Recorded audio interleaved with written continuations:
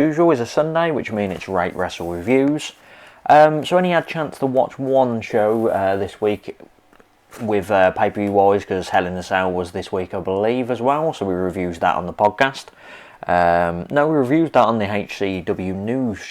So check that on Tuesday. I think it may have come out Wednesday. But today we're going to be reviewing another All Japan Pro Wrestling show. It was the 50th anniversary tour at Sapporo, and it was day 2 of that tour. Very good event, I'll be honest. There was a few iffy matches, not iffy, just average, but like overall it was a great event. So we'll start off. We had an next stream, which is Atsuki Aoyagi and Rising Hayato versus Total Eclipse, which had Hokuto Omori and Ryuki Honda. I'm sorry if I butcher names as we go along, please forgive me. So yeah, this was really back and forth. It started very fast paced. Total Eclipse team was just healing it up. They played the heels in the match. There's a massive lariat, I think, from Hokuto Omori. Just had the typical forearm battle from 2 members of the team. I do apologise if I'm not remembering names either, because I'm not used to these people yet, so I can't really pick them out, because I was watching on the Japanese feed as well. Each one of the guys got Germaned onto his head, like full onto his head, which was quite a scary spot. There was a roll-up near fall, followed by a crucifix near fall for an extreme. And then this ended with a Tiger Bomb. Well, it's a variation of a Tiger Bomb. He lifted him up, but it flipped him at the same time. It was like a Tiger Bomb / bitter end. But that was the end of that match. So I'm going to roll these down as a result so you can see them. So End Stream defeated the Total Eclipse.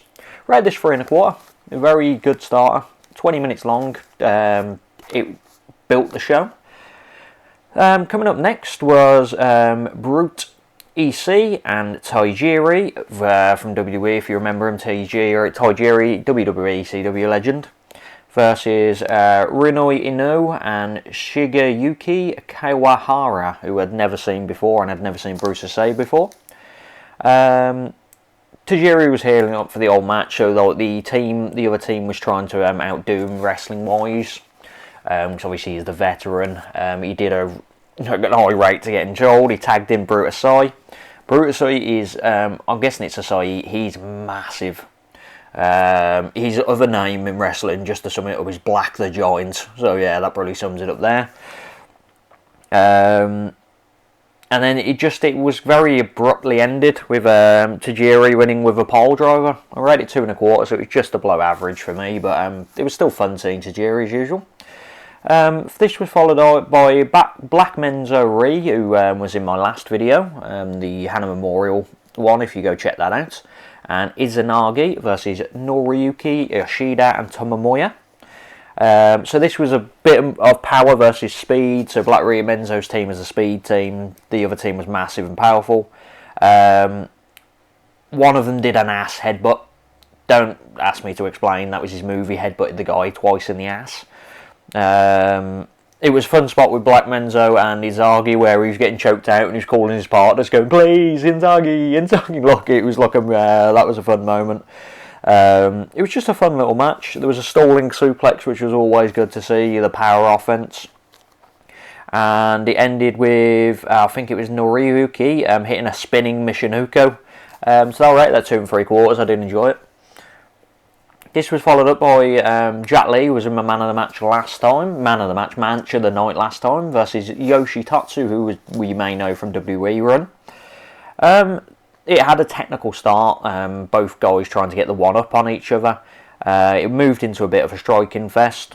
Dragon screws and everything from Yoshitatsu. There was a Thunder Bomb near fall. And then it just ended abruptly, out of nowhere, with a Brainbuster from Jet Li. It was getting good. I was enjoying it, so I rated 2 3/4 in the end. But like, this could have been like, if you gave it probably a few more minutes, so you could have got like about 3 1/2. So it ended abruptly. It went average, but it just stopped when I was getting into it. So we're going to go into a match which was a full-on just beast match, which was Takai Omori and the Twin Towers, who are massive, versus Dan Tamura, Shotaro Ashino and Suwama. This was just your full-on Hoss match. like everyone was huge. Monster forearms, people getting slammed. Like one guy kept trying to slam. I think it was Kohei Sato. He kept trying to hint at the slam, and eventually he got him over. I think it was Dan Tamura that did that. Full on forearms, body slams, power bombs, and he won with an axe bomber, Shuji Ishikawa. I rated it 2.5. It was average. Like, I've really enjoyed some of their matches, the Twin Towers, so I was expecting a bit more, but it just was a bit rushed. This was followed by the semi-main event, which was Hikaru Sato versus Yusuke Kodama. Yusuke Kodama, I'm really into. His old character, it's very good. Like, I would check him out if you will. He's very dark, but it's good. So this was more of a grappling start. So, like the start of the Jake Lee match, a bit of trying to get one-upmanship. Hikaru Sato, they did, the break in the rope, and then he kicked him in the arm for not a clean break. There was a dive from Sato as well.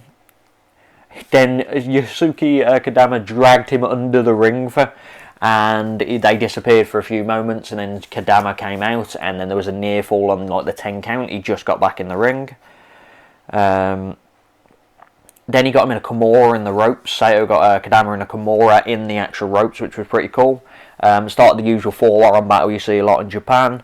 Ended with a DDT near fall, which it was like he was kneeling the one guy and he DDT'd him in that position. There's a brainbuster near fall from Kodama. Frog splash, which I think Kodama jumped. Frog splash, he had his knees up, and then he rolled it into an armbar, which was very good as well. German bridge, and then it ended with like a few Germans, and then Sato got him into a German and bridged, went for the pin, he kicked out with it, then he reversed it straight into an armbar, and the guy tapped, so Kodama tapped in 17:31. I rated that 3.25. Like, I really enjoyed that matchup. I definitely check them out, especially Kodama. Sato's very good as well. And then we're up to the match of the night. This was always going to be the match of the night. This is the reason I watched this, because people are raving about this match.